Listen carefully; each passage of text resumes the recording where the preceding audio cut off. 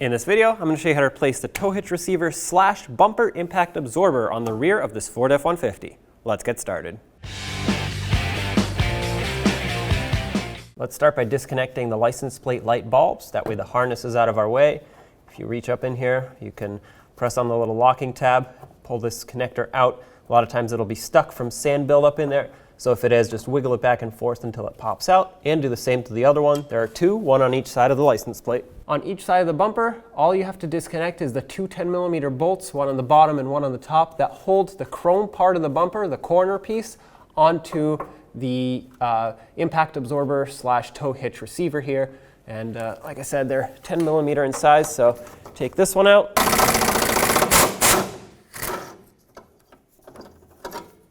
And the one at the top.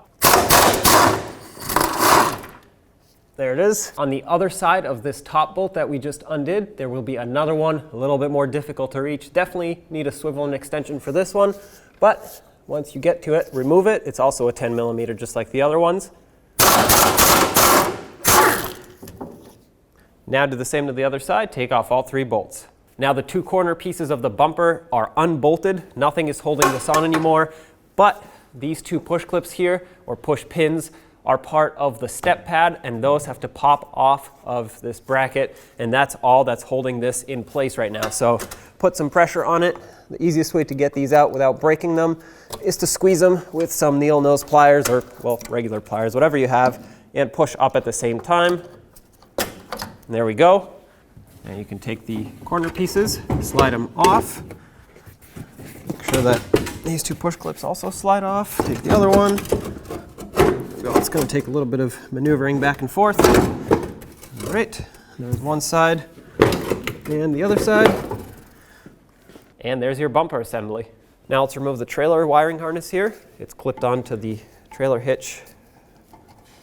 Grab a trim tool or some needle nose pliers, whatever you have. Pop this out, set it aside. On the back side of the main trailer connector here, on the top, there should be a clip that if you push, it'll unlock the harness. But a lot of times, of course, this is going to be stuck in here.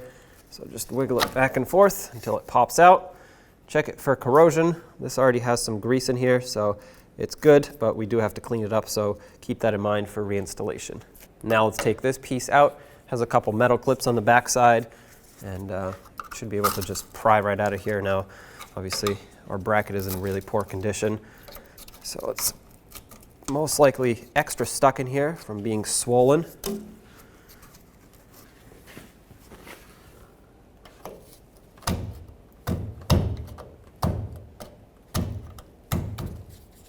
Part of our problem here is also the fact that this bracket is bent, so it's pinching down on this pretty tight.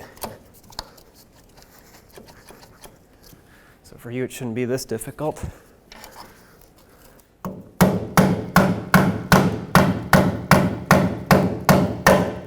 There it is. Looking over here, you'll see the bracket with 3 bolts or studs, I guess, going through. All of these are welded on the same bracket on the back side. There are bolts securing this to the frame. There's one of these on each side, so let's take all of them off from the other side of the frame. You don't remove these stay together. You remove the mounting nuts that are on the back side of those bolts. Now let's take off the 3 21mm mounting nuts that hold that bracket that I just talked about onto the frame. You'll need a swivel for all of them for sure. There's one. For this center one, there isn't really much clearance here, and my swivel doesn't angle enough. So I'm going to break it free by hand. And if you need to continue removing it by hand, there we go. And this top one, you'll most likely need an extension if you decide to do it with an air gun.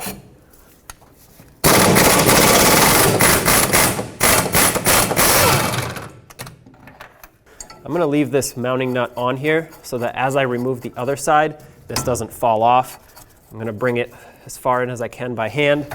As you can see, it's still strapped onto the frame, so it's going to stay on here until I'm ready to take it off. And now we'll do the same to the other side, and I'm going to not leave the other side top on. I'm just going to leave this one on, because as soon as the other 3 come out, this will be ready to come off the vehicle. Okay, there's the last one on this side. At this point, you would want to either add some support, have a second person, or just be ready to hold this because it is somewhat heavy. Take this last mounting nut off.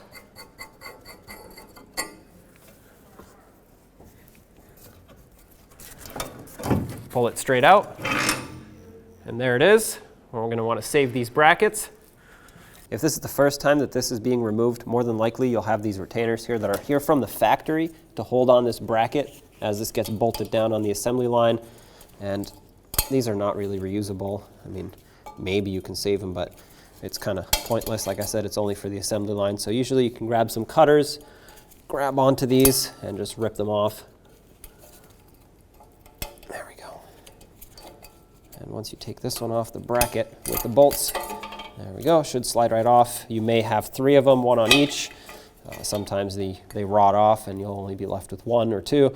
But here's the bracket. Do the same on the other side. Of course, inspect this. If the mounting hardware is not in good condition, if these bolts are rotted, do not reuse them. Replace them, get new ones, and make sure they are a high-grade steel because this is holding on whatever you're towing. So you want to make sure that this is actually going to hold all that weight nice and tight onto the frame.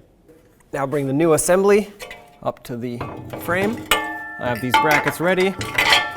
Slide them through. Once you slide it through on one side, you can put a mounting nut on to hold it there. There we go. Now at least it won't fall off. You can let go, put the other side on. It does have a little bit of an adjustment, so you can move it left and right as needed. And of course, this means we're gonna have to make sure it's nice and centered when we're done. You don't want this off to one side, mostly because you want the weight distributed evenly, but also this is what secures the rest of your bumper. So if this is offset, your whole bumper is gonna be offset. The receiver hitch hole should be perfectly centered on the hitch. So is the emblem as well as the tailgate handle. So if you just kind of eyeball it and make sure that this is nice and centered here in a straight line, you know you're good to go. I mean, you can take a tape measure out and measure it, but there is also a little bit of an adjustment in the bumper mounting areas, so it doesn't have to be 100% perfect, but you do have to get it pretty close. Now that it's centered, I'm going to use a pull jack. If you're on the ground, you can just use a jack and apply some upwards pressure on this just to support it. I want to raise it up so that it's, well, not sagging all the way down because it also has a little bit of height adjustment. So I'm going to bring it up pretty much about halfway. If you look at the bolt holes, they should be halfway into the hole, not all the way at the bottom, not all the way at the top. Put the mounting nuts back on.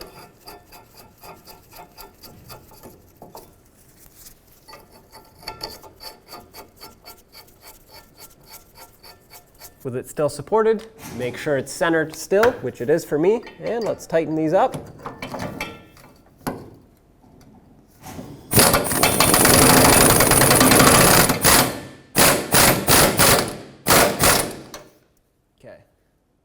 One.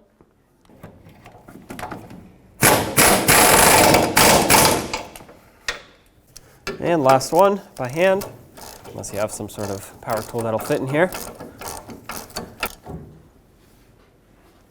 Now with the mounting hardware snugged up on the other side, let's torque all these to 129 foot-pounds. At this point, because they're all snug, you can remove whatever support you had here, if you had any.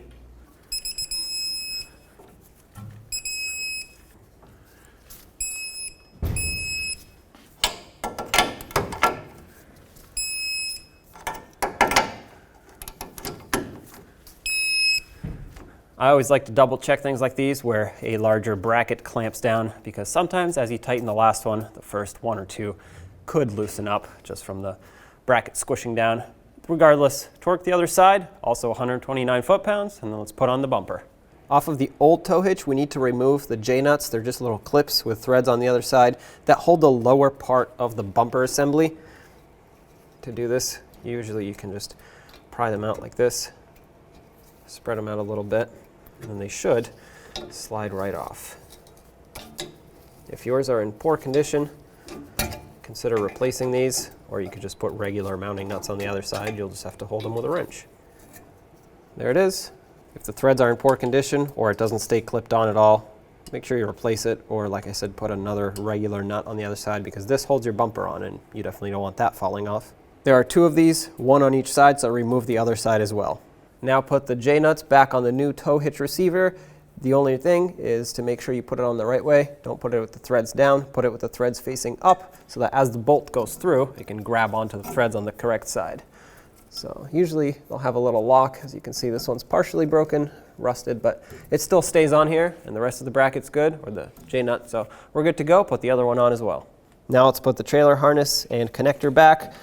I'm gonna slide this through, connect it,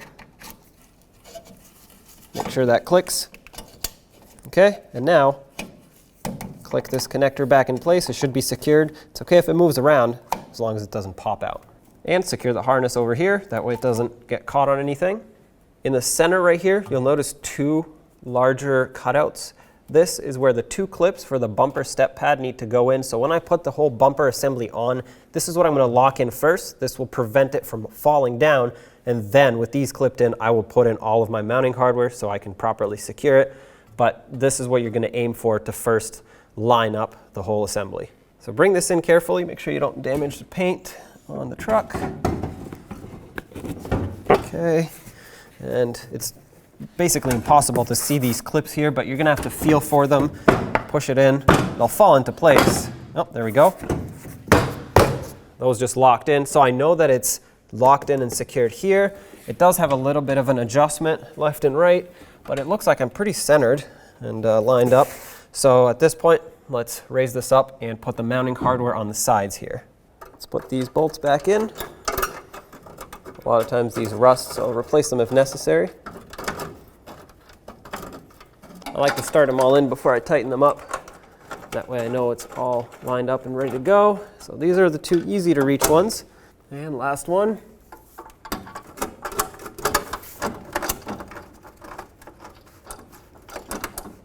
Okay, they're all started. Let's tighten them up.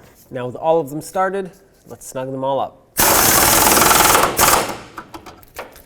For the bottom one, as I tighten, I'm going to push the bumper in.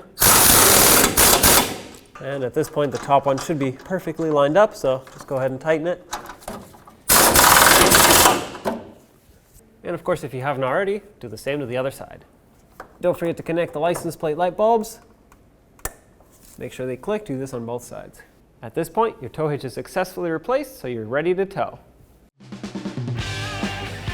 When only the best will do, demand TRQ. The only company that lets you view before you do. TRQ is committed to offering the highest quality aftermarket auto parts that are engineered for peace of mind. Thanks for using and viewing with TRQ.